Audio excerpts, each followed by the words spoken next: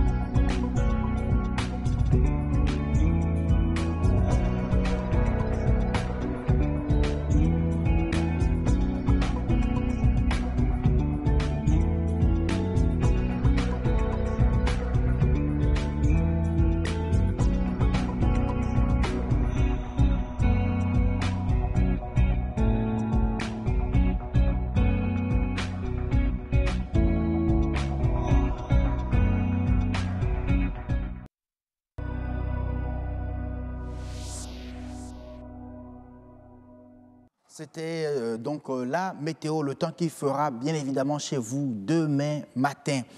Pour ce soir, le grand rendez-vous présente l'agroécologie comme une opportunité pour le Bénin de rendre durable son développement. Où en est le pays en la matière? Monde agricole va y répondre dans un instant.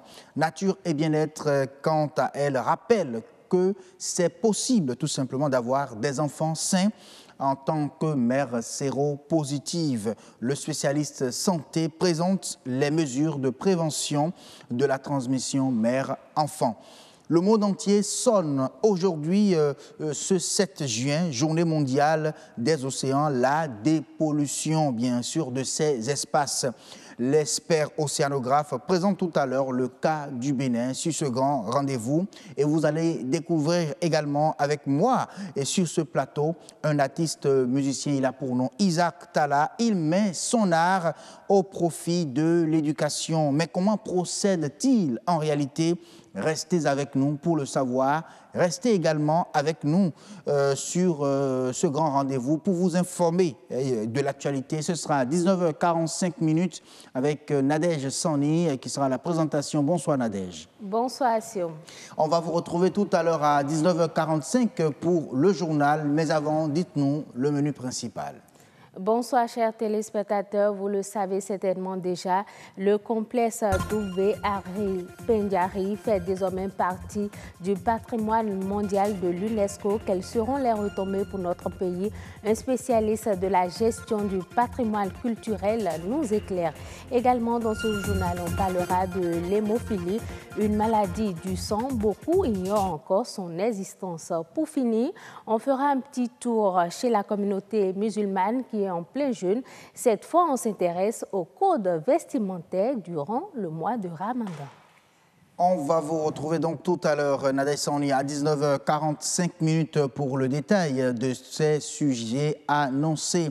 Mais en attendant de vous retrouver, nous, tout simplement, on parle agroécologie, c'est sur Monde agricole.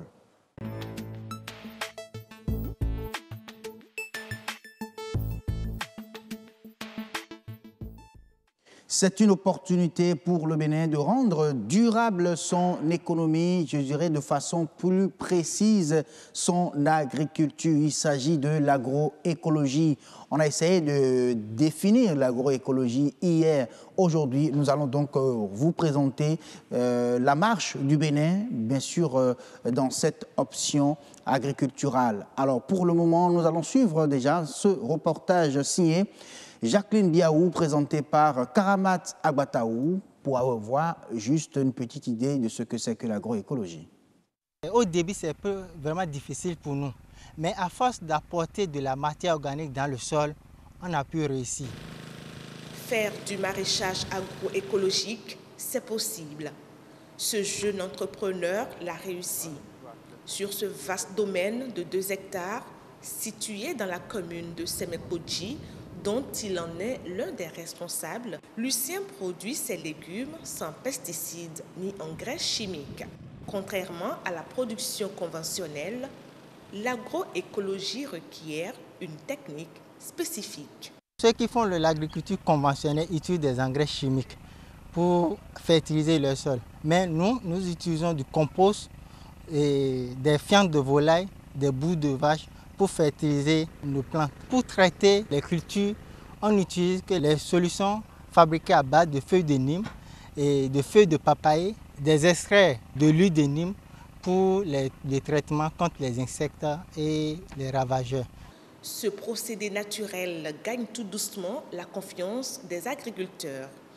Il présente plusieurs avantages liés à l'environnement et au coût des intrants. Dans un premier temps, vous conservez votre terre. Aujourd'hui, quand vous allez dans les boutiques ou les magasins qui vendent les produits chimiques, la tonne de ces engrais-là n'est pas en dessous de 240 000. Mais chez moi, à côté de moi, ceux qui font le compost, ils me vendent la tonne à 60 000. Du compost, ces acteurs rencontrés en fabriquent sur leurs propres installations. Comme ingrédient, ils utilisent de la fiente de volaille dont ils disposent. Les fientes de volaille, maintenant, ça se trouve facilement sur mon site. Je ne fais pas sortir de l'argent pour aller acheter de l'urée, soit de l'MPK. Et là, c'est plus facile pour moi. Quand je calcule le coût de production, c'est plus rentable que celui qui fait le conventionnel. Associer des déchets provenant de l'élevage au maraîchage, une astuce pour cet acteur de diversifier ses activités tout en se faisant un peu d'économie. Les consommateurs, eux, peuvent disposer des produits naturels, gage d'une bonne santé. Oui, n'allons plus chercher loin, hein. La solution au problème est juste à côté. C'est ce que j'ai pu retenir de votre intervention hier, Monsieur Segbenou. Oui, tout à fait. Merci d'être là. C'est vrai. C'est un plaisir de continuer à parler de agroécologie. Bonsoir, Estelle Pazou. Bonsoir, Assime Gaba. Je le disais tout à l'heure, c'est pas loin la solution, c'est juste à côté. Oui, juste à côté, M. Segbenou l'a confirmé hier. Et aujourd'hui, on parle de la marche du Bénin vers l'agroécologie. Alors, dites-nous déjà, comment se porte l'agroécologie au Bénin? Je peux dire que l'agroécologie au Bénin se porte bien.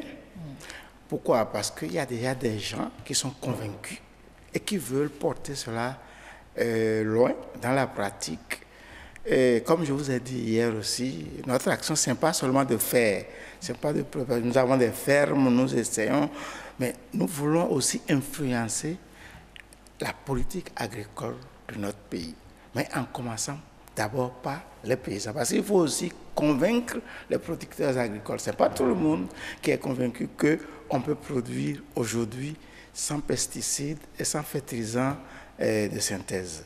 Donc, ça, c'est le travail que nous sommes en train de faire. Et je dois dire, je vous avais dit hier que le père de l'agroécologie dans le monde, c'est Pierre Rabhi. Nous avons eu la chance de recevoir sa visite ici au Bénin en 2009. Et suite à cette visite, nous avons mis en place au Bénin en 2010 la Fédération agroécologique du Bénin. Quand on fait le point des membres aujourd'hui, il y a une dizaine de membres d'organisations qui font partie de la Fédération agroécologique du Bénin. Ça, c'est des personnes morales.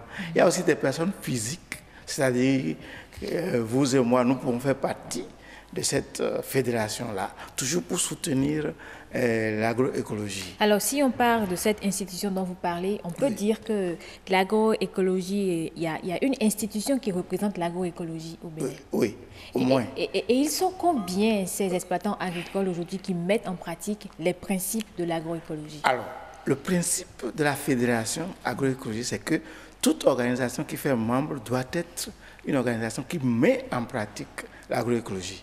Si vous ne mettez pas en pratique l'agroécologie, vous ne faites pas partie de la fédération, déjà. Maintenant, il faut dire que même si les solutions sont à côté de nous, comme je vous ai dit hier, ce n'est quand même pas facile de convaincre des gens qu'il faut pratiquer l'agroécologie. Malheureusement, il y a des préjugés, les informations qui passent, comment nourrir une population grandissante dans le monde, si on doit utiliser seulement l'agriculture, et ils disent traditionnel. Moi, je ne dis pas ça, parce que c'est de l'agriculture moderne aussi, ce que nous faisons aujourd'hui. Et donc, toutes ces questions sont là. Ensuite, comme je vous ai dit hier aussi, dans la formation des gens en agronomie ou en agricole, chez nous, mais nous avons copié l'Occident. Vous voyez, dans nos facultés, la FSA, par exemple, la faculté, comment on appelle ça?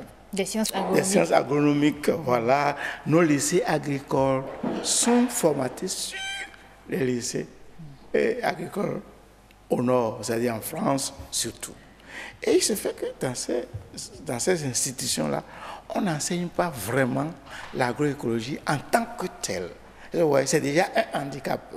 Je vous l'ai dit aussi, même les jeunes qui travaillent sur notre ferme, ils sont bien formés en ce qui concerne la pratique agricole. Mais il n'y a pas une trace de l'agroécologie dans ce qu'ils sont en train de faire. Alors, est-ce que vous pensez qu'on peut passer à 100% agroécologie au Bénin? Ah si, moi je pense qu'on peut faire en sorte que, bon, passer à 100%, on ne va pas dire que tout le monde, quand même nous pouvons faire en sorte que la grande majorité des producteurs agricoles adoptent cette pratique agricole-là. Ça, c'est tout à fait possible.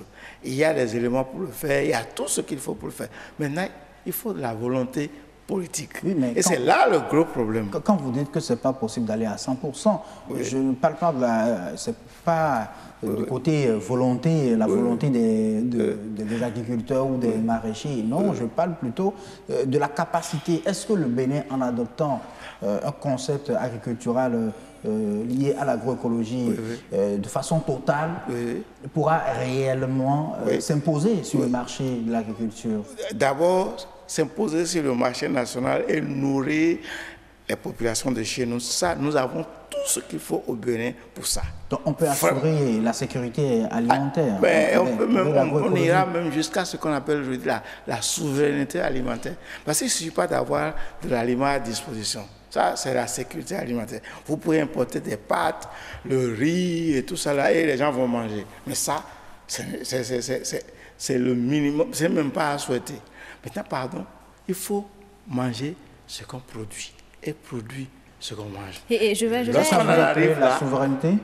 Ça, c'est la souveraineté alimentaire. Alors, j'ai quand même une question. Est-ce que chez nous, au Bénin, ici, les réalités climatiques et environnementales sont favorables à l'agroécologie?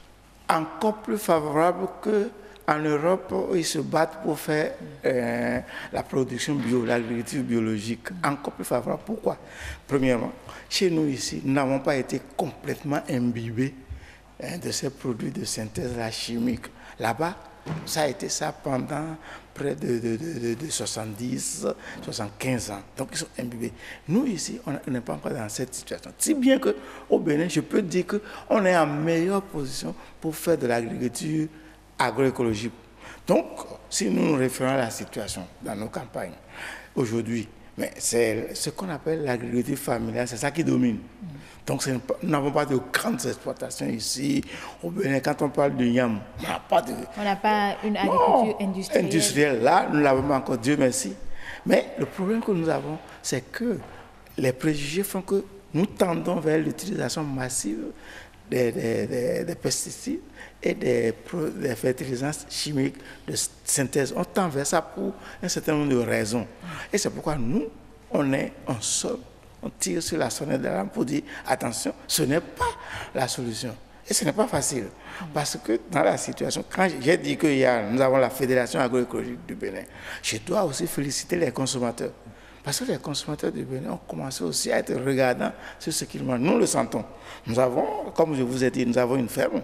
Mais on voit le nombre de visites que nous recevons sur cette ferme, des gens qui cherchent à manger de la salade sans pesticides, concombres, les choux, même les légumes. Même les légumes de chez nous, goma. Les gens cherchent désormais à manger sans ces pesticides, sans des résidus de pesticides. Pourquoi? Parce que l'information monte aussi au plan national comme au plan international, où les gens sont en train de dire attention, ce que vous mangez peut vous empoisonner. Et du coup, les gens recherchent. Et je félicite les consommateurs. Il faudrait que ça continue même. Parce que si leur demande, s'ils sont exigeants dans leur demande, ils vont pousser aussi à la production de qualité. Malheureusement, la politique agricole de chez nous n'est pas encore vraiment en faveur de l'agroécologie. Dans la politique agricole, nous avons des phrases sur les exploitations agricoles familiales, on dit c'est ça que nous soutenons.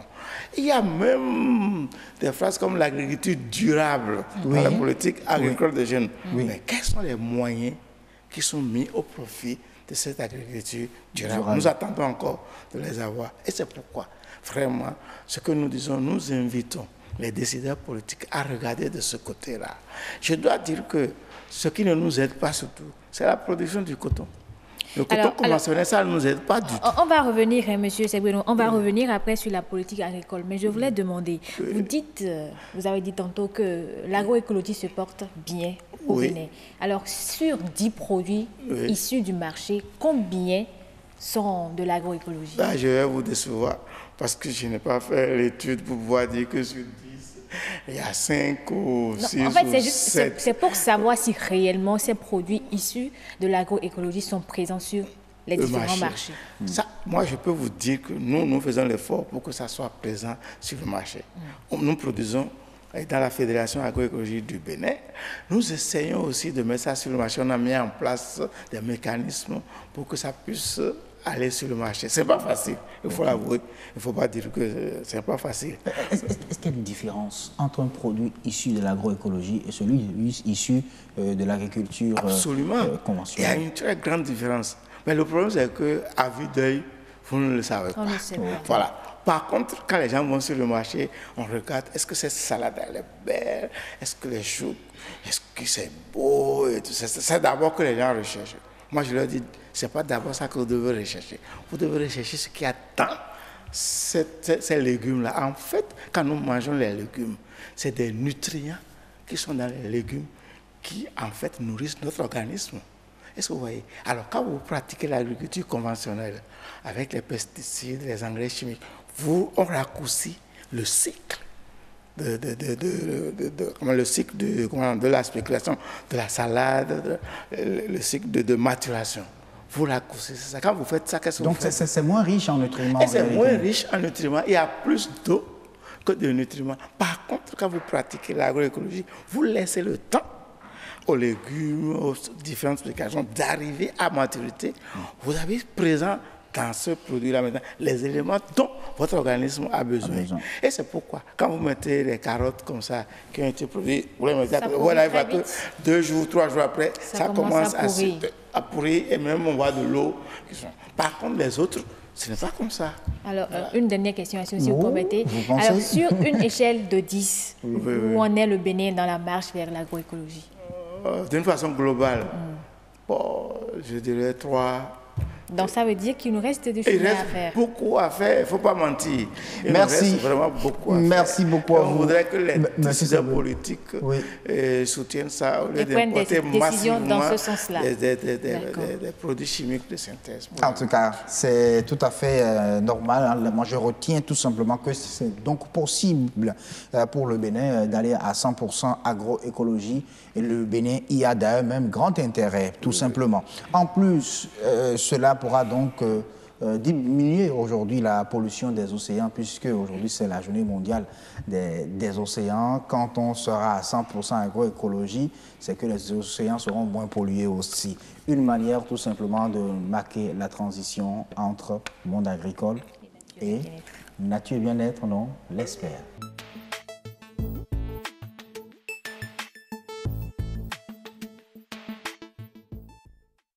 Ce 7 juin, le monde entier sonne la dépollution des océans. C'est la journée mondiale des océans.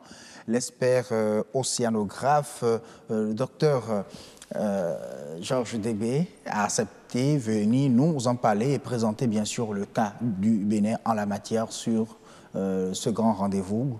Bonsoir, docteur Débé. Bonsoir. Merci d'avoir accepté notre invitation. Mais déjà, quand on parle d'océan, à quoi fait-on référence comme espace? Il faut dire que les océans occupent près de 70% de la superficie de la planète. Okay. Donc c'est très important. Donc c'est une immense superficie d'eau qui nous entoure, qui sépare les continents. Donc, de par le monde. Ok, donc on parle de superficie d'eau qui sépare les continents. Au Bénin, est-ce qu'il y a vraiment des océans au Bénin? Oui. Notre façade maritime, c'est l'océan Atlantique.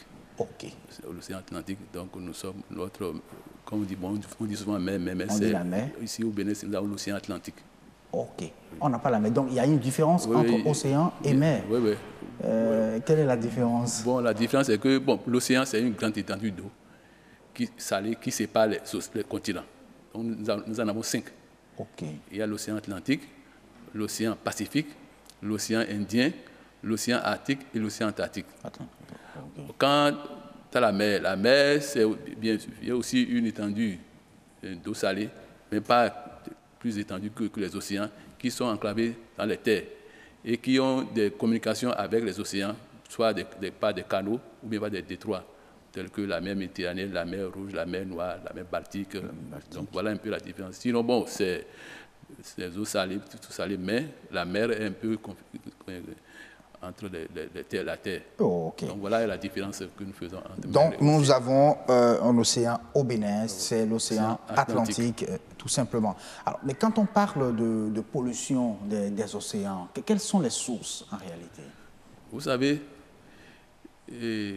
selon les études faites par les Nations Unies, 80% de la pollution marine provient des déchets venant de la terre. Donc, ce qui veut dire quoi? Ce qui veut dire que tout ce que nous produisons, presque tout ce que nous produisons sur la terre, se retrouve en mer. Ça veut dire que tous les cours d'eau, presque tous les cours d'eau, fleuves, se jettent dans la mer. Et donc, donc ces eaux drainent tout ce qui est comme déchets solides, liquides dans la mer, aussi avec le vent, aussi tout ce que nous produisons sur la plage, tout cela se retrouve dans la mer. Donc, en quelque sorte, on peut dire que l'océan est un réceptacle des déchets que nous produisons sur Terre. Sur Terre, 80%. 80% de la pollution marine provient des déchets produits venant de la Terre. Venant de la Terre. Alors, si on prend le cas du Bénin, de l'océan Atlantique précisément, peut-on dire que nos différents cours d'eau les polluent et comment ça se passe? Monsieur le journaliste, c'est évident. Hein. Le cas palpant, c'est la lagune de Cotonou. Quand vous regardez avec tous les déchets que nous avons là, presque tous ces déchets se retrouvent en mer.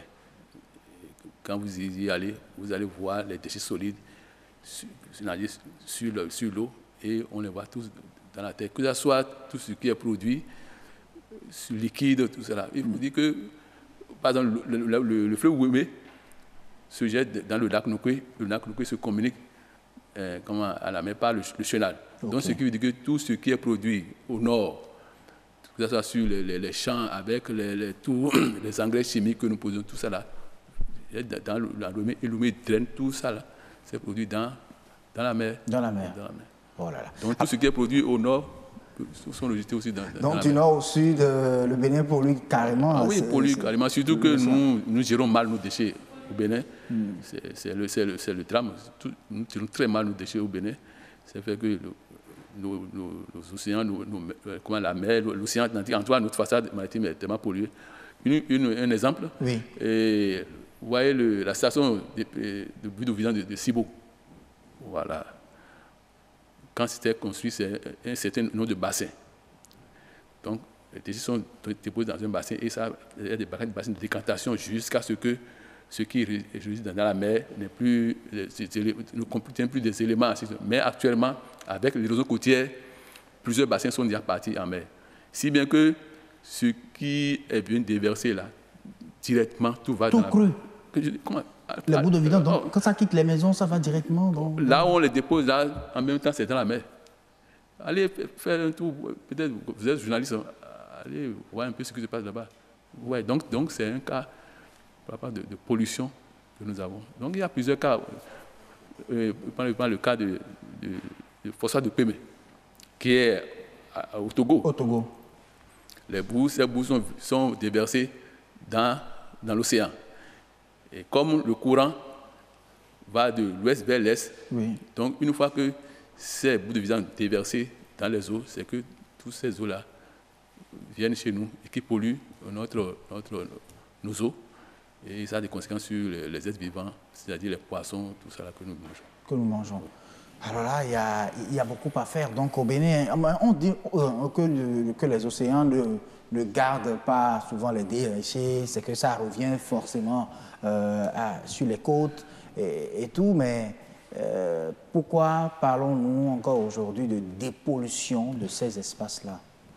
Non, quand on dit que la mer rejette, c'est pas comme ça que ça rejette, c'est selon les courants. Les courants et les vagues qui viennent se jeter sur la plage. Et même quand on dit que ça revient, ça se dépose sur la plage.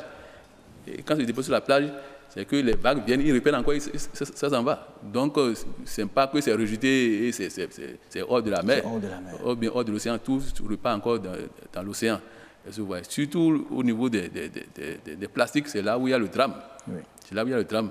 Et les études aussi faites au niveau des Nations Unies montrent que 8 millions de tonnes de plastique se retrouvent dans la mer par an. 8 millions de tonnes 8 millions de tonnes de plastique se retrouvent par an dans la mer. Ce qui cause des dommages considérables à tout ce qui est espèces, mammifères, poissons, et tout ça là. Même le tourisme, parce que quand on dit le tourisme, quand la plage est sale, tout ça là, donc ça porte un coup au tourisme, parce que les touristes ne peuvent pas venir pour venir se reposer, se baigner, parce qu'il y a les plastiques dedans, tout ça là.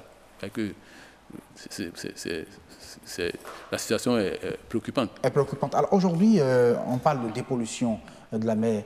Qu'est-ce que vous proposez en tant qu'expert pour vraiment, en tant que technicien, pour dépolluer vraiment ces espaces-là, dépolluer les océans? Dépolluer, c'est d'éviter que ces déchets viennent à la mer. Oui. C'est d'éviter que ces déchets viennent à la mer. Et pour éviter, c'est qu'il faut qu'on mette en place une bonne gestion de nos déchets, des déchets que nous produisons. Donc, une fois que ça va dans la mer, avec les courants, tout ça, on n'arrive plus à maîtriser. Donc, par exemple, un déchet ou bien un truc qui est pollué, par exemple, en Côte d'Ivoire ou au Sénégal, avec les courants, ça peut venir au Bénin et ainsi de suite. Donc la seule chose, c'est de pouvoir gérer nos déchets pour que ces déchets ne reviennent plus dans l'océan. Donc à mon avis, c'est ce qu'il faut. C'est ce que je donc pense. Il faut tout simplement empêcher donc, les déchets de venir à la mer. Alors comment le faire aujourd'hui? Est-ce qu'il faut revoir la politique de gestion des déchets au Bénin désormais? Absolument, absolument. Vous savez, c'est un problème au Bénin. Et les autorités, tout le monde est conscient que actuellement, de la façon dont sont gérés nos déchets aujourd'hui, c'est pas ça. Si bien que donc il faut revoir la politique de gestion de nos déchets pour qu'on n'assiste plus à ces pollutions que nous observons, que ce soit dans l'océan, dans nos plans d'eau dans nos écosystèmes qui causent assez de dégâts. Donc, alors, quand vous parlez de dégâts, vous avez parlé tout à l'heure de l'impact de ces pollutions-là sur le tourisme, par exemple. Est-ce que les espèces qui se retrouvent également dans ces espèces-là ne sont pas aussi affectées? Oui, toujours dans l'étude faite, il est montré que près d'1 million d'oiseaux de mer, 1 million d'oiseaux. 1 million d'oiseaux de mer perdent leur vie à cause des déchets plastiques. Et près de 100 millions de mammifères et de poissons aussi périssent. Parce qu'avec cette pollution, avec ces sachets qu'ils mangent, ils meurent. Donc c'est vraiment un véritable... Et c'est le dommage causé par les plastiques est estimé à près de 8 milliards par an. 8 milliards par an dans le milieu. Dollars. 8 milliards de dollars par an dans le milieu océanique. Oui,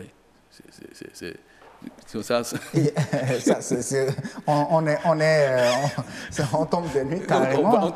On tombe des nues. Des nues carrément quand on écoute. Oui, parce que quand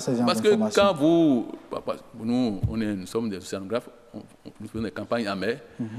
Mais quand vous allez, vous voyez des sachets,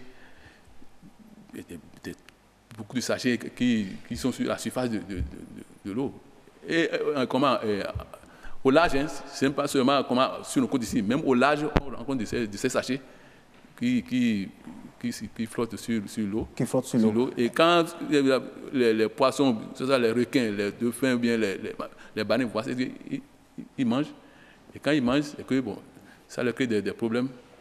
Et des fois, ils meurent. Et des fois, vous voyez qu'à des moments donnés, nous observons des baleines qui viennent échouer sur nos plages, qui sont déjà morts. Donc, tout ça aussi, ça participe à ça. Ça participe à ça. Mais aujourd'hui, ces espaces-là, ces océans-là sont quand même déjà pollués.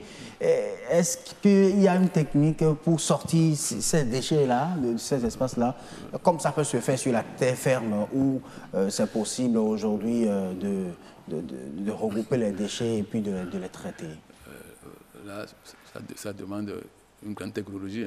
Vous savez qu'en mer, travailler en mer ou bien faire des activités en mer, ce n'est pas sur terre que facilement vous pouvez le faire. Là, c'est faisable, mais ça demande beaucoup de la grande technologie. La grande technologie. Beaucoup de moyens. Parce que une campagne en mer, ce n'est pas de l'amusement. Je prends un exemple, quand nous faisons une campagne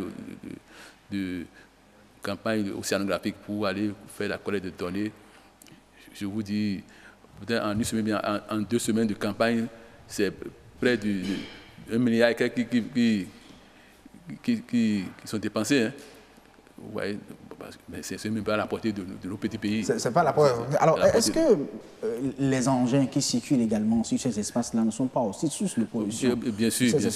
Il y a les bateaux qui circulent en tout cas sur nos océans aussi polluent, parce qu'il y a les eaux de ballast, les eaux qui permettent de faire l'équilibre. À des moments donnés, ils les vidangent sur nos eaux, surtout que nos côtes, on ne surveille pas. Donc ils viennent, ils déversent, ou soit les pétroliers qui, à des moments donnés, ils lavent leur, en tout cas les casiers, et ils les jettent dans la mer. Et à des moments donnés, vous voyez à la côte de goudron que nous avons sur nos côtes. Donc c'est ça, c'est ces eaux qui sont déversées.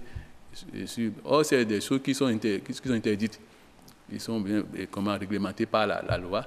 Mais vous savez, comme nous, on n'a pas des systèmes pour mieux garder nos côtes, les gens viennent faire du n'importe quoi sur ces côtes-là. Et tout ça, là, ça pollue. Et ça cause des dégâts que ce soit sur l'espèce, la flore ou la faune. Vous voyez. Qu'on remarque tout ça là. Merci beaucoup à vous, Dr Georges Degbe. Je rappelle que vous êtes chercheur à l'INROB. À l'IROB. À l'IROB, pardon. Alors, à l'IROB, qu'est-ce que ça fait en réalité quand on parle Oui, l'IROB, c'est d'abord, comme son nom l'indique, c'est l'Institut de recherche halieutique et océanologique du Bénin. Donc, ce qui veut dire quoi? Ce qui veut dire que cet institut s'occupe de tout ce qui est recherche sur l'océan et sur la côte, c'est-à-dire les terres adjacentes. Oui. Donc, pour des avis scientifiques, nous faisons des recherches sur des thématiques données pour, en tout cas, avoir des informations. Par exemple, la lettre que le ministère de l'Intérieur a donnée tout récemment. C'est nous qui produisons l'information.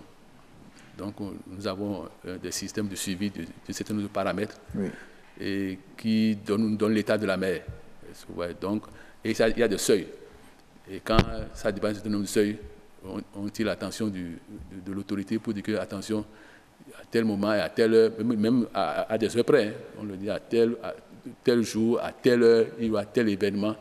Donc, c'est ce qui a été fait cette semaine pour nous dire que nous avons observé une montée des eaux, donc dans la dette, pour que tous ceux qui iront en mer, surtout les populations riveraines, de faire beaucoup attention, parce que nous, on est dans la situation orange. Vraiment. Donc, effectivement, les feedbacks que nous avons eus, effectivement, la situation a été observée. Et j'espère qu'il n'y a pas d'autres alertes à venir. Non, c'est des phénomènes naturels. Suite à vos recherches. Non, c'est des phénomènes naturels. Non, bon, nous on fait des prévisions. Quand on dit prévision, ce n'est pas sur le long terme, c'est tous les 3 jours. Mais comme c'est un phénomène naturel, l'homme ne peut rien. Voilà. Donc, mais il faut prévenir. Donc, c'est pour ça que nous faisons ce suivi quotidien pour voir la situation. Et quand il y a problème, on alerte. Ouais, il faut dire que la journée mondiale de l'océan, c'est le 8 juin de chaque année. 8 juin, oui. 8 juin de chaque année. Et dans ce cadre, l'Institut pense organiser une sortie demain avec les élèves de Cotonou et de Grand Popo à Grand Popo, surtout au niveau de l'embouchure de l'Ouémé, pour leur montrer un peu, leur parler un peu de l'océan, que son importance, pourquoi il faut rendre ça propre de l'eau côtière. Donc cette journée aura lieu, donc du matin toute la journée. Et on fait le déplacement pour aller Merci beaucoup à vous, Dr Georges Degbe. Et ça c'est avec l'appui des partenaires belges, qui nous appuient dans ça.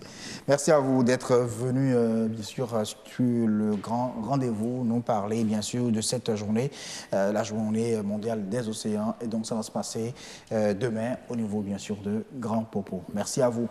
La suite du grand rendez-vous, ce sera avec Heureuse Danodé et son invité, c'est sur Nature et Bien-être.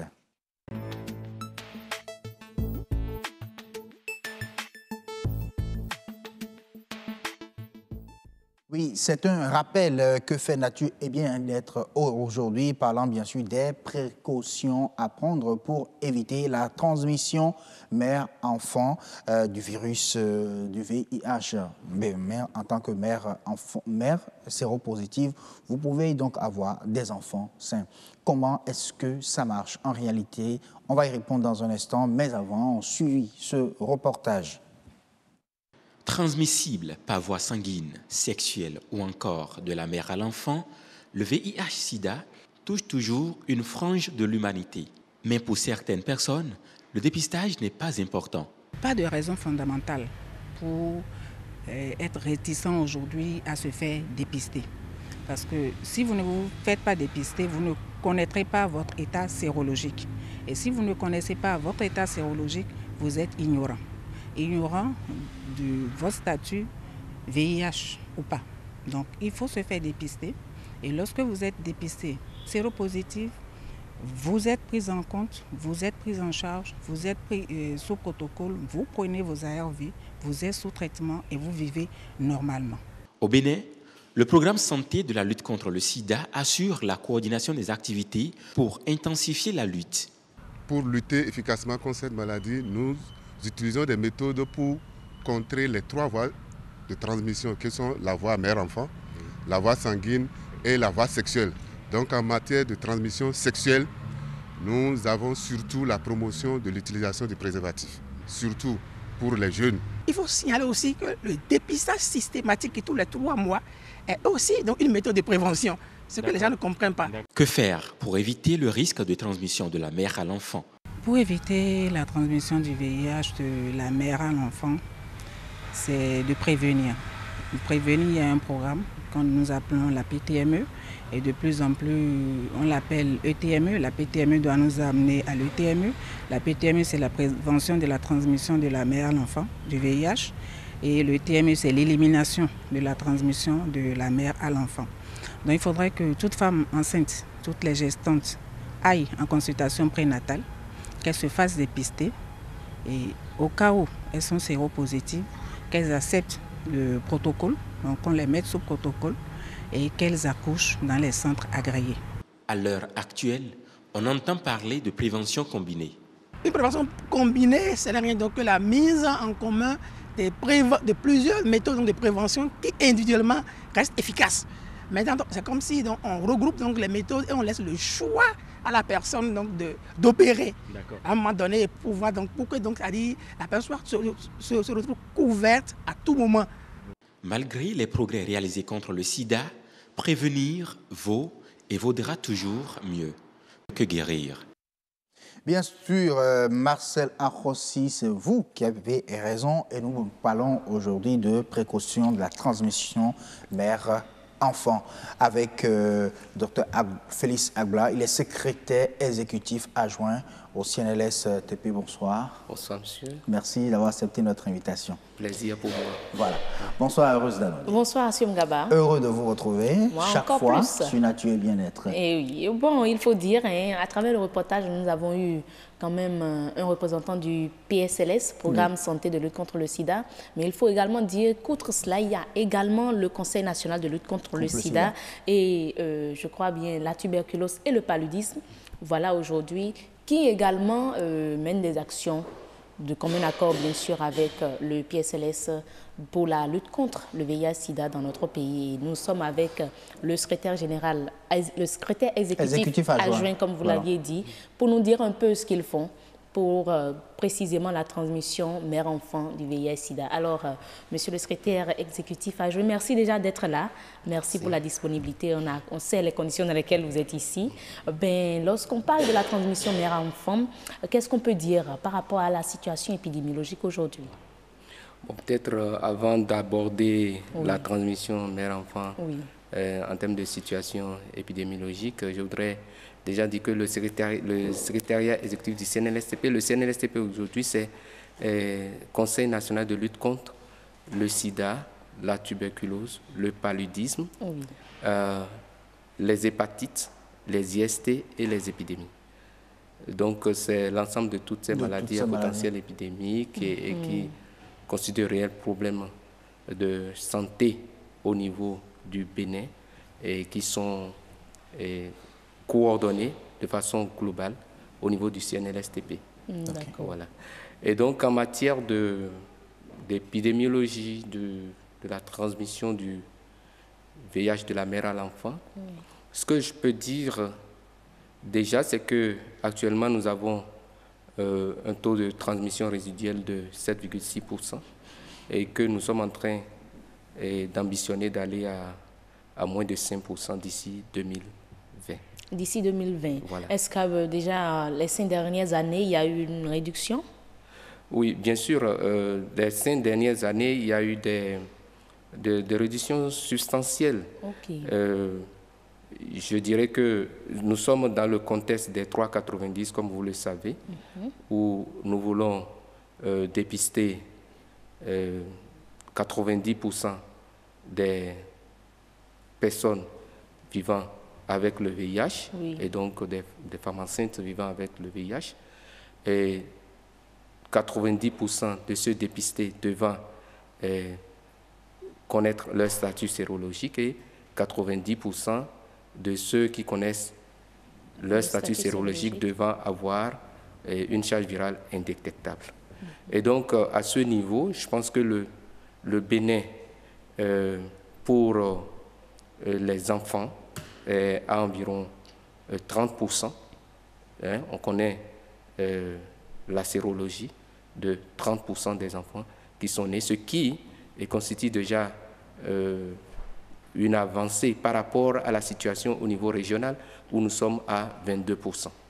D'accord. Déjà. Donc, ça veut dire que le Bénin, en tout cas dans la sous-région, fait des efforts. Fait des efforts, non seulement fait des efforts, mais présente une longueur d'avance sur les autres. Sur les autres pays. Voilà. Ceci étant, je pense que nous sommes, l'ambition du pays est d'atteindre les objectifs de 90%. Et donc, c'est à cela que nous travaillons actuellement. Merci. Voilà. On va revenir tout à l'heure et continuer bien sûr avec cet entretien avec le docteur Félix Abla dans un instant. Pour le moment, on va retrouver Nadège Sandé dans la rédaction de BB24 puisqu'il est l'heure du journal sur le grand rendez-vous.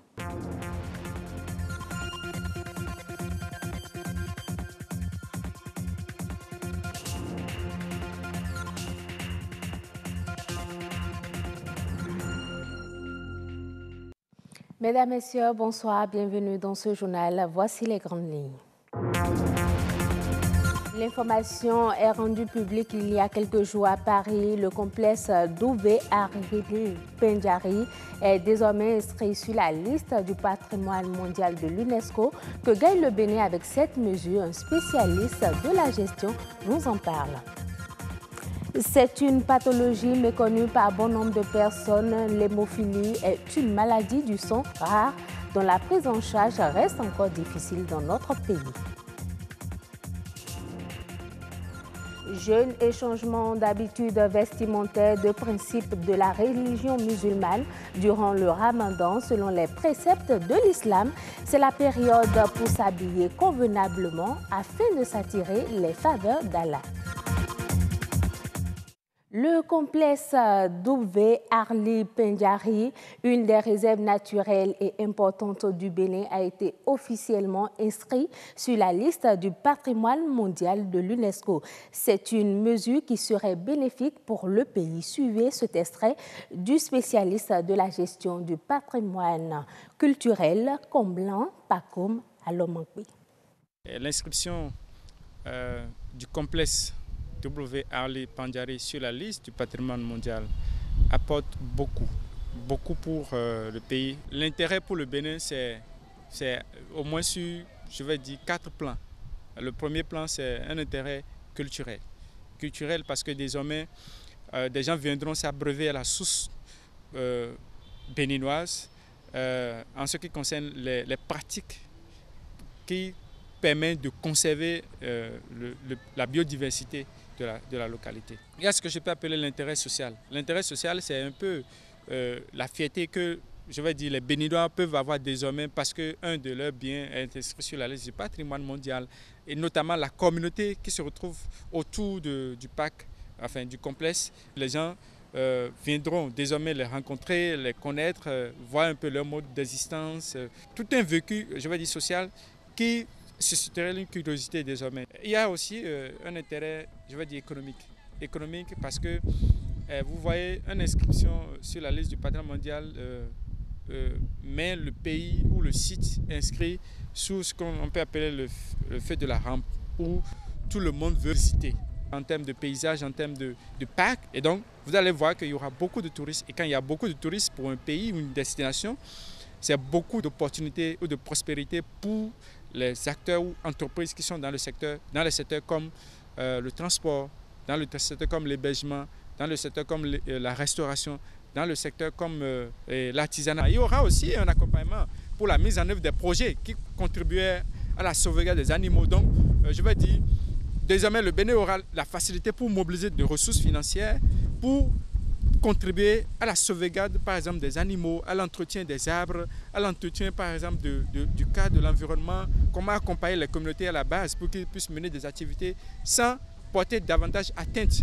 à l'intégrité, à l'originalité ou l'authenticité du site. Donc, désormais, le Bénin a une sorte de savoir-faire qui peut partager ou transmettre à d'autres communautés. D'autres pays qui souhaiteraient, par exemple, faire l'inscription d'un site du genre, peuvent venir faire des études ou demander l'expertise béninoise pour les accompagner à réaliser ce projet-là. Une expertise du genre, ça se vend.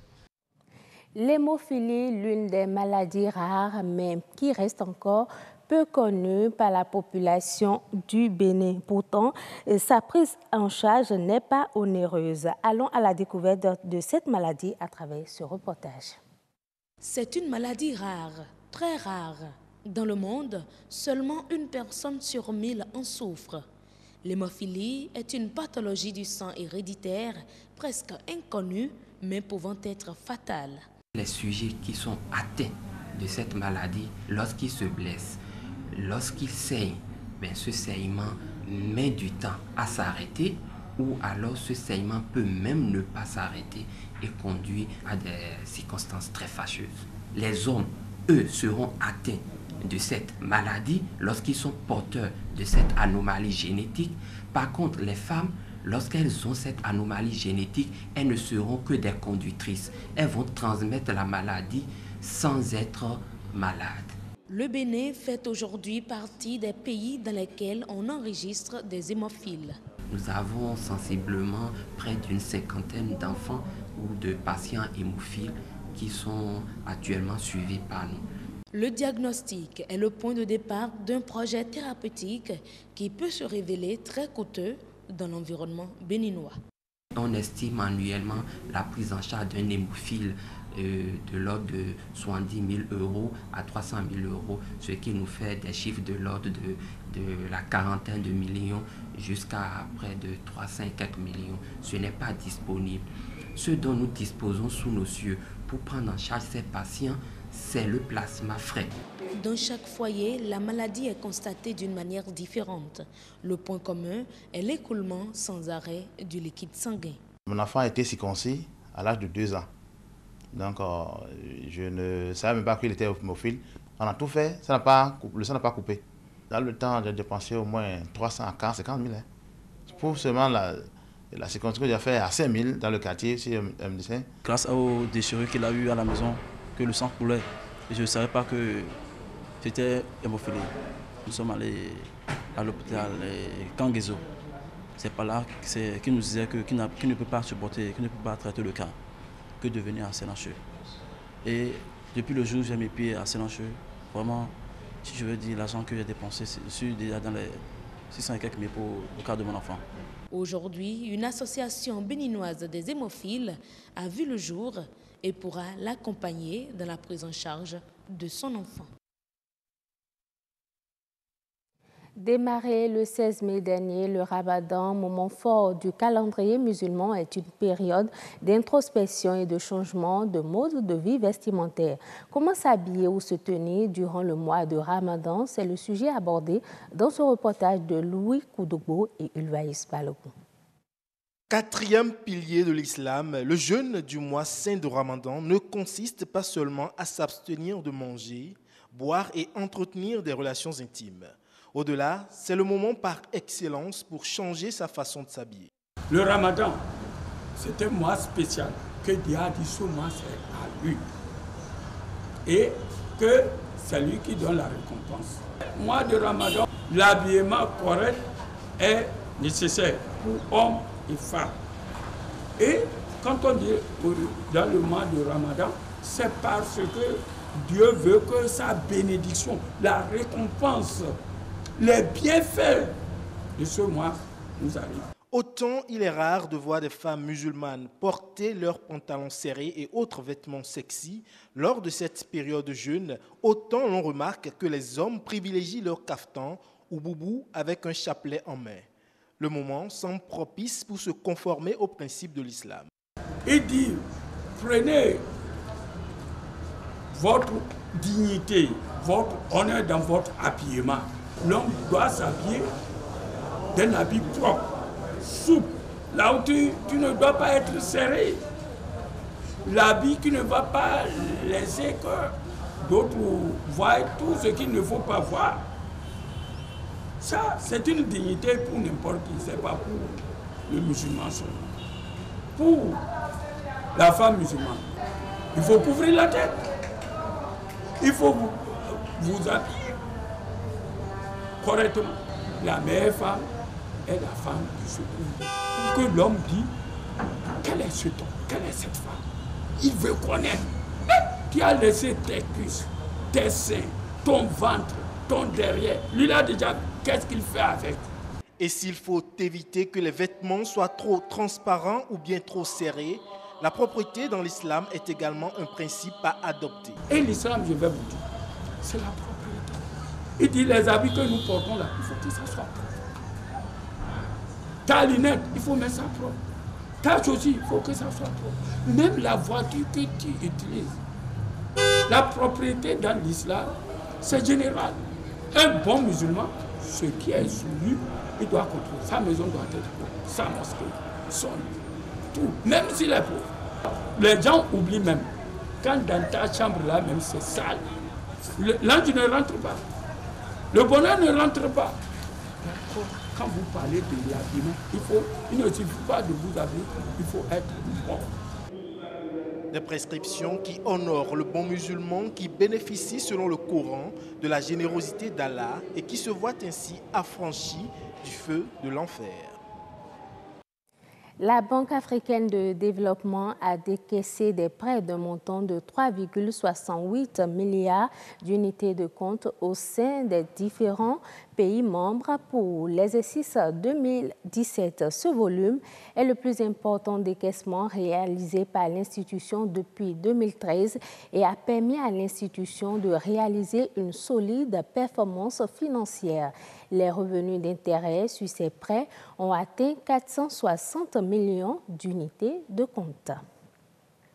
L'Égypte va lancer un programme d'importation de riz pour accroître ses réserves et mieux réguler le marché intérieur. Cette stratégie vise à compenser la baisse de la production de céréales exigeantes en eau promue par l'exécutif afin de préserver les ressources en eau du Nil qu'il considère menacées. L'explosion d'un silo à grains à Strasbourg a fait 4 blessés, dont 3 graves. Lors d'un point de presse au niveau du barrage installé sur la route menant au site, Yves Segui, secrétaire général de la préfecture de police, précise que l'incident est survenu au cours des travaux de maintenance. Il est au micro des confrères de l'AFP. Eh bien, ce matin, à 9h20, précisément, donc, s'est produite une explosion, l'explosion d'un silo contenant des céréales, habituellement, silo qui faisait l'objet, pour l'heure, donc, de mesures de maintenance, et c'est à l'occasion de ces travaux de maintenance que s'est produite l'explosion. Cette explosion a fait 4 blessés, 3 blessés graves, 3 grands brûlés, et un blessé plus léger. Les autres salariés des entreprises environnantes qui étaient proches du site ont été commotionnés et ils sont de l'ordre d'une vingtaine. Ils sont tous pris en charge à la fois par les services de santé mais aussi par une cellule de soutien psychologique. Ce sera tout pour cette édition. Merci de l'avoir suivi. À demain. À demain donc, Nadège Sani pour une autre édition du 1945. On revient en plateau avec le docteur Agbla pour continuer à parler bien sûr de la prévention de la transmission mère-enfant, mais bien sûr du virus VIH et SIDA. Docteur Agbla, donc vous nous parliez de ces précautions et vous dites qu'avant ces précautions, il y a des préalables déjà. Et précautions en termes de... Pour la prévention du pour VIH, la prévention du VIH dire. Et la transmission mère-enfant. Bon, la transmission mère-enfant, la prévention de la transmission mère-enfant rentre dans le cadre d'une politique nationale. D'une politique nationale et qui a 4 composantes.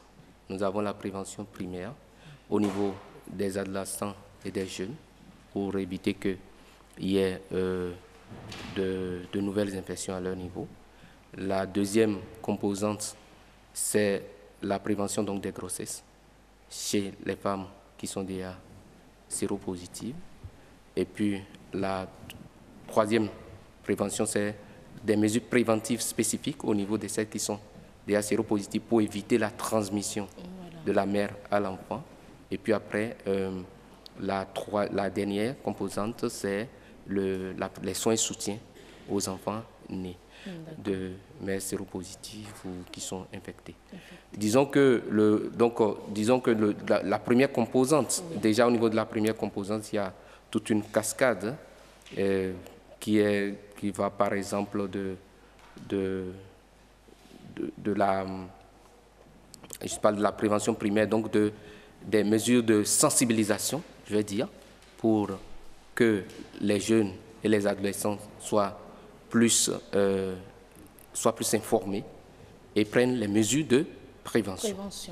Et à ce titre, il y a aussi l'intégration, par exemple, de la prévention du VIH dans les curriculums de formation au niveau des écoles. Il y a tout un module qui est développé suivant le niveau éducatif, mais aussi... Et c'est déjà effectif dans les salles de cours? Disons que c'est déjà effectif avec l'appui de nos partenaires, mais cela a besoin d'être mis à l'échelle. Au niveau de tout le pays. De tout le pays. Et qu'on n'oublie également pas les jeunes et les adolescents qui ne sont pas en milieu scolarisé. Donc ça, c'est des... Est-ce que dans les écoles, ça se fait de façon particulière ou c'est directement impliqué déjà dans les programmes? En fait, c'est l'inclusion de la prévention du VIH-Sida dans les programmes. Ça veut dire que, bon, par exemple, le professeur qui fait les sciences de la vie et de la terre, entre autres chapitres qu'il doit dérouler, a aussi la prévention, par exemple, du VIH. Voilà. Et donc, le contenu dépendant un peu du niveau scolaire de l'enfant. Voilà. J'aimerais quand même qu'on aborde également l'aspect mère-enfant. Est-ce qu'il y a aujourd'hui des mères séropositives qui mettent au monde des enfants, des bébés sains? On enregistre déjà. Bien sûr. Non, mais ça, c'est plutôt le contraire qu'on poserait comme question. Est-ce que... Non, parce que si je dis ça, c'est parce que, bon, pour le commun des Béninois, une mère séropositive ne peut mettre au monde un bébé séropositif. Exactement, c'est pourquoi je dis que je dis plutôt le contraire, parce que c'est une évidence que les femmes qui sont soumises à la prévention de la transmission de la mère à l'enfant donnent naissance à des enfants sains, qui ne sont... Oui, bien sûr.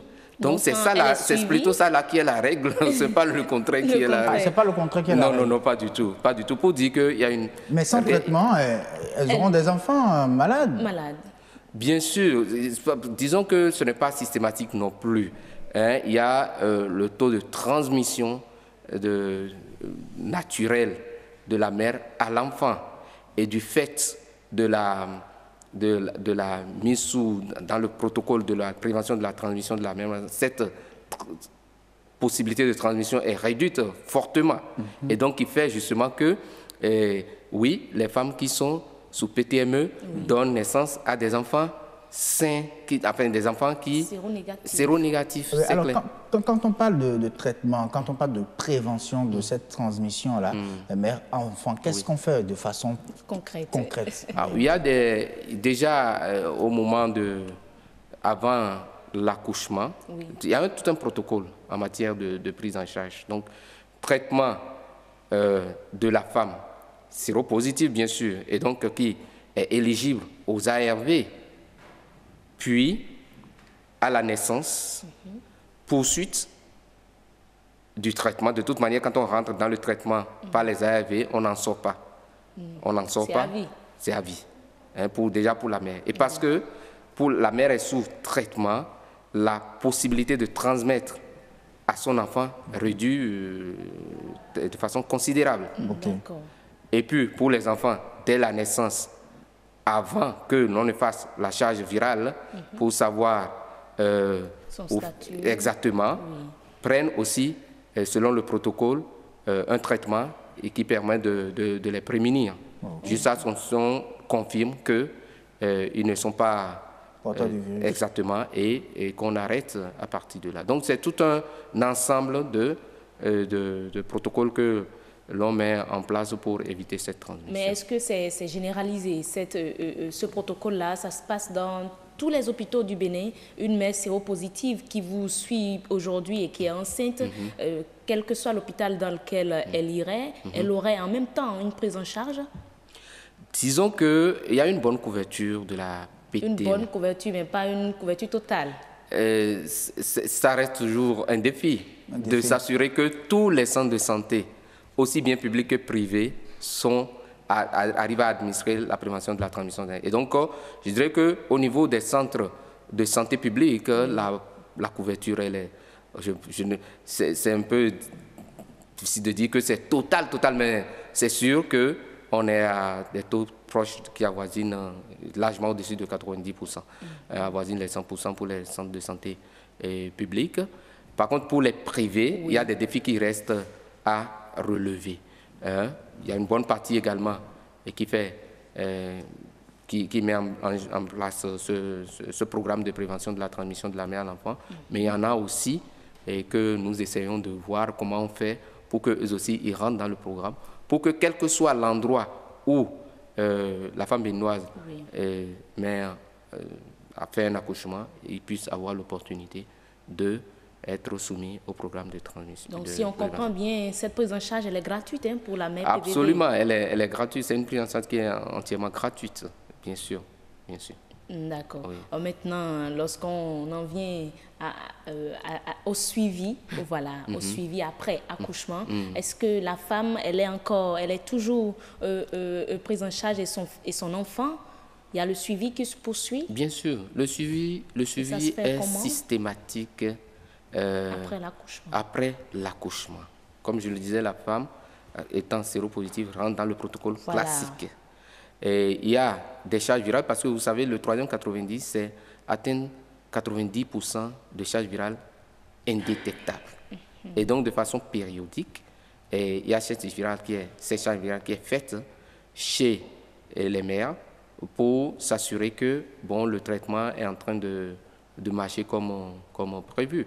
Et l'enfant, une fois né, rentre aussi si séropositif bien sûr, rentre aussi dans le protocole de prise en charge pédiatrique.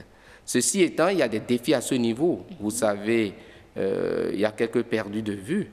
Et c'est là que la question de la réponse communautaire, tout fait pour aller les identifier là où ils sont et s'assurer que de quelque manière que ce soit, la femme et son enfant font l'objet de suivi et restent dans le traitement jusqu'à la fin.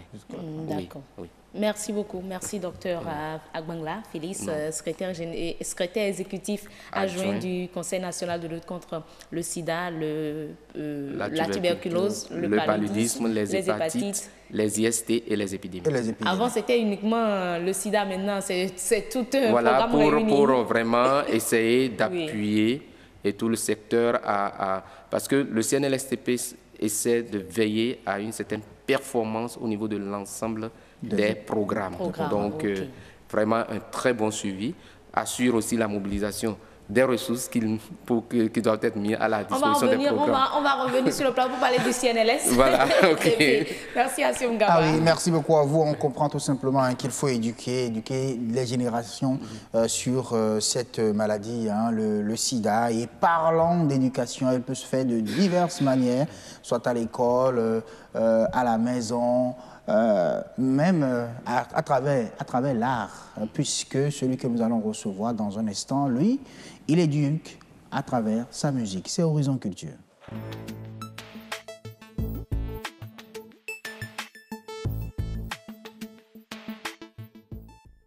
Nous allons aujourd'hui à la découverte d'un artiste musicien sur Horizon Culture. Il s'appelle Isaac Talla, c'est son nom. Il met sa musique au service de l'éducation. Nous allons suivre son tout premier clip, qui va nous permettre, en tout cas, de l'installer sur ce plateau du Grand Rendez-vous.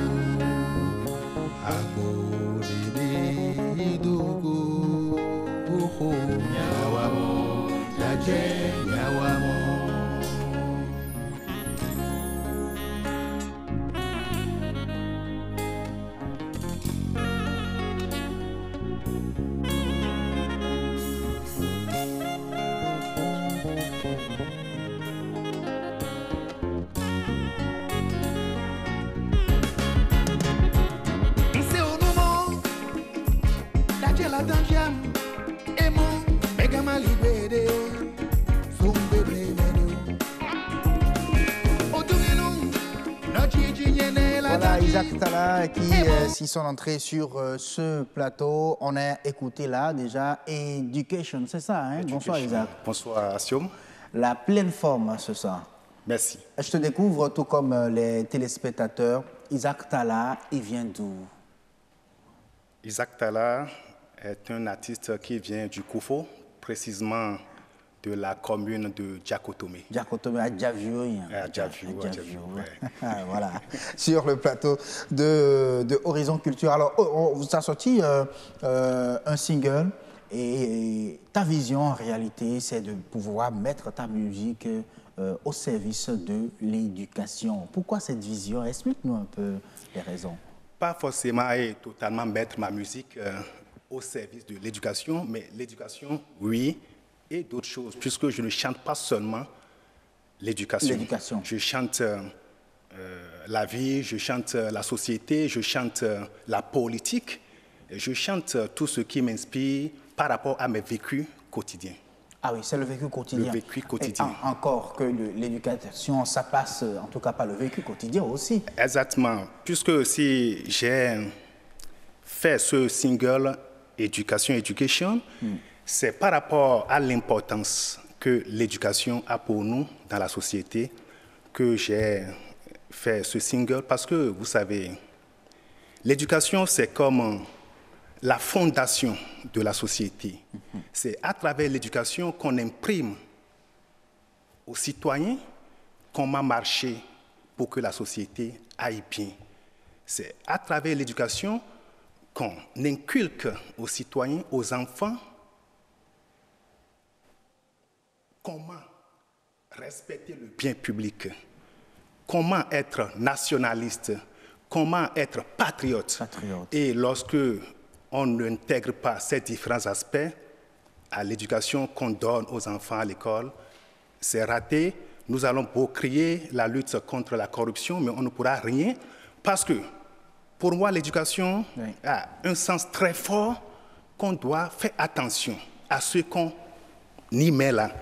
Parce que nous parlons aujourd'hui de la lutte contre la corruption, mais si à l'école, on n'a jamais appris à l'enfant que le bien public se respecte, ce n'est pas quand il aura 45 ans à la tête d'une société ou bien à la tête d'une institution qu'il va bien faire. Il serait déjà un bois sec. Et donc, nous avons à peine 13 ans, 6 ans au cours primaire et 7 ans au collège pour formater l'être, le citoyen de demain.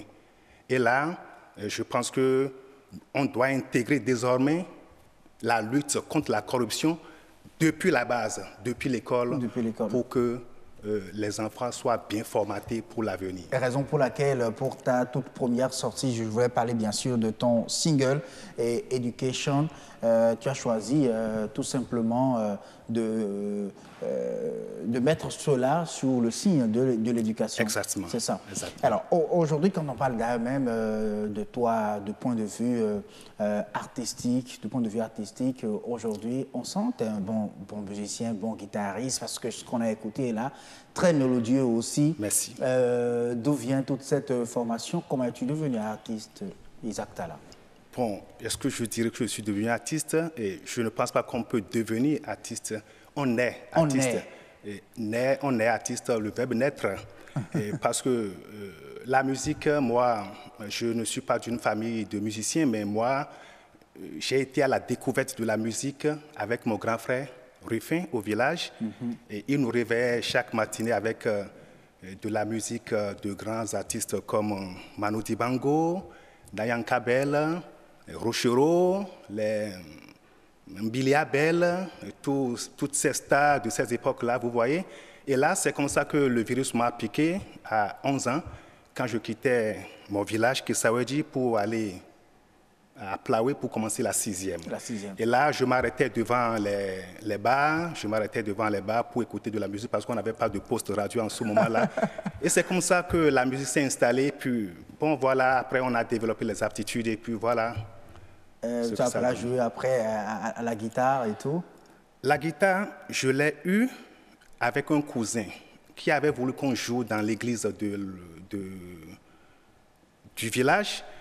Et on a eu seulement 2 séances de guitare et que celui qui devait nous encadrer, il est parti, on ne l'a plus jamais vu. Et donc, j'ai commencé par fouiller les livres pour apprendre les accords, pour jouer. Et voilà, c'est comme ça que... C'est de l'autodidacte, carrément. Exactement. Et la guitare, j'ai été à la découverte de la guitare seule et puis voilà. Alors là, on va écouter Isaac Talla avec sa guitare dans un instant. Alors, mais quand on parle de ta vie artistique, la vision, c'est quoi en réalité? C'est fait quoi pour ce Bénin musical? Ma vision, c'est beaucoup d'ambition. Hein? C'est beaucoup d'ambition. D'abord, mettre ma musique au service de la nation, au service de la société. Et jouer mon rôle en tant qu'artiste dans la société, parce que l'artiste est comme un enseignant. Et la différence entre un artiste et un enseignant, c'est que l'enseignant, lui, il parle pour éduquer et l'artiste chante pour éduquer. L'artiste chante pour apaiser les cœurs. L'artiste chante pour apporter des messages. Et voilà, moi, j'ai envie de chanter pour apporter des messages. Alors, quand on parle de messages, ton tout premier clip, c'est intitulé Education. Education. Qu'est-ce que tu dis en Adja dedans, de façon précise? Pour aborder la thématique du single Education, j'ai dit dans la chanson que je m'adressais aux parents. Oui, dis-le en Adja et puis après tu l'expliques en français. Voilà. Oui. Et Haloméon. Nous nous deni et nous nuit des nimons wajiro aso dade no view wachuho dade no view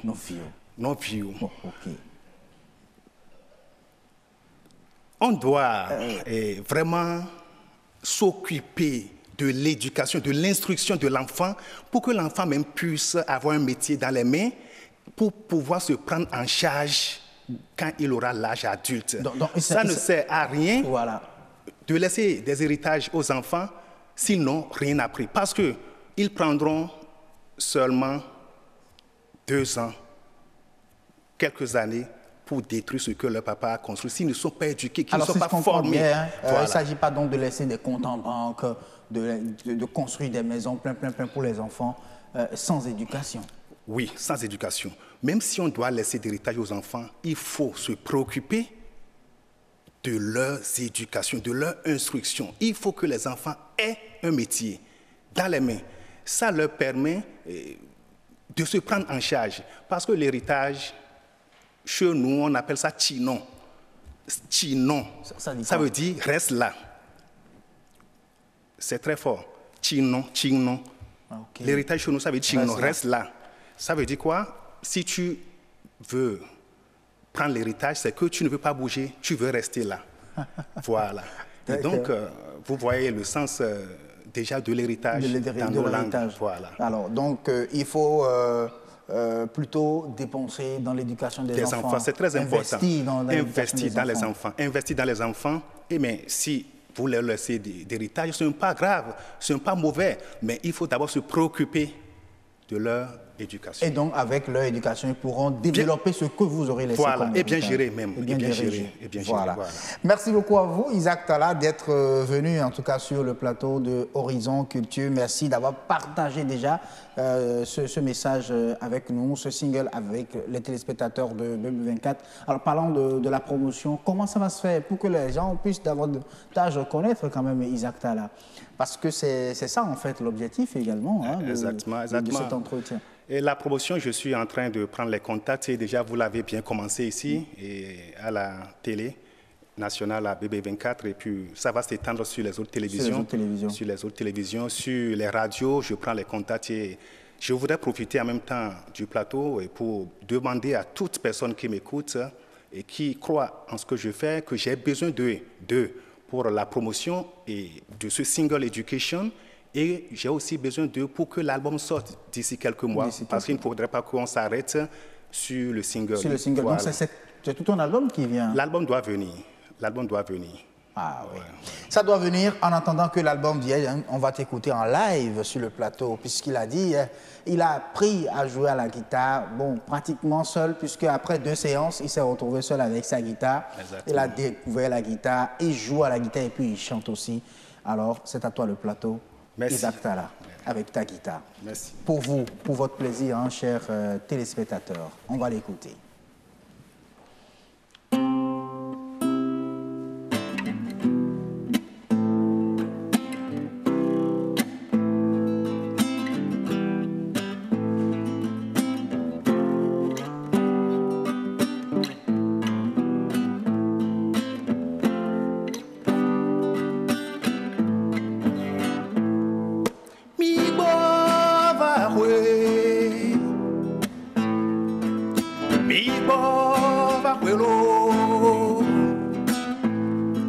Africa viwe miole bono nyelo Africa viwe miole bono nyelo Nkoi aglogo du aglo kunyewe mi bono lo no egbenyo ahwe yo patrano do kinyewe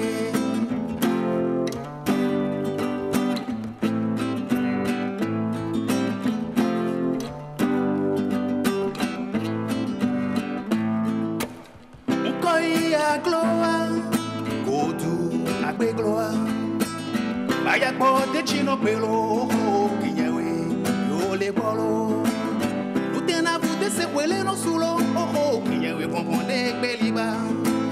No no chilo nya kochitere, ojo, no kinyewe, na bele juja.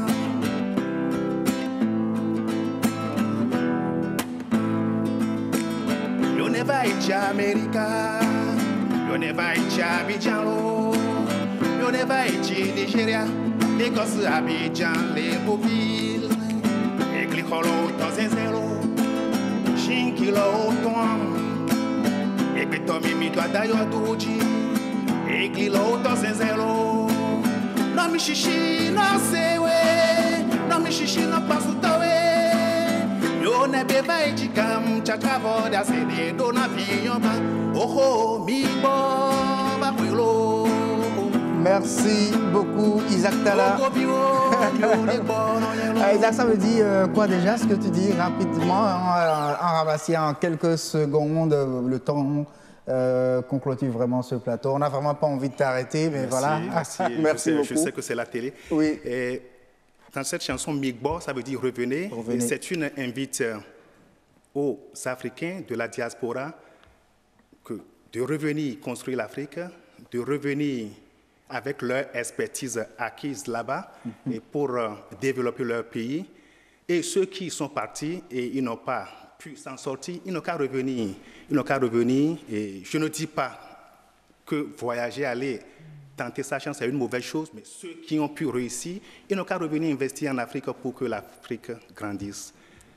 Ici. Merci beaucoup, Isaac Talla. À très bientôt. C'est moi. Et vraiment, c'était un plaisir sur ce plateau. C'est moi. Et on peut que te souhaiter du courage et beaucoup de succès aussi. Merci. BB24 toujours disponible, le RTB toujours disponible pour t'aider dans ta promotion et sur ton chemin artistique. Merci aussi. Beaucoup. Et allez. Je vous remercie. Vous me permettez une seconde? Une seconde. Je voudrais profiter du plateau pour inviter tous ceux qui m'écoutent là, que j'ai besoin vraiment d'eux. C'est très important pour moi pour la promotion et pour la sortie de l'album. Je voudrais laisser mes contacts pour ceux qui voudraient. Oui, un seul contact. Oui. Le 96 18 33 25. 96 18 33 25 et je réponds. Merci beaucoup. Allez, merci beaucoup donc à Isaac Talla d'être venu sur ce plateau du Grand Rendez-vous. Nous allons continuer bien sûr et marquer d'ailleurs même notre tout dernier pas de ce Grand Rendez-vous, la météo.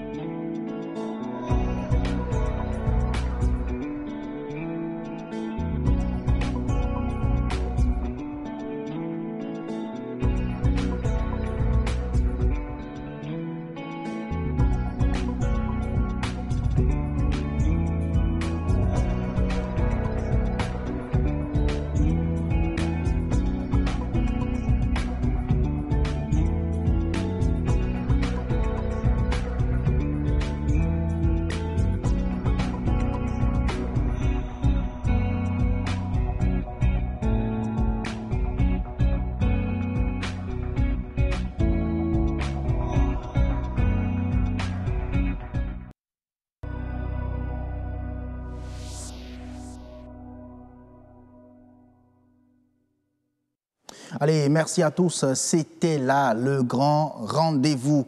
L'équipe vous donne voilà, un dernier grand rendez-vous déjà demain, parlant bien sûr, le compte de cette semaine, c'est demain 19h00. Ciao et bonne soirée.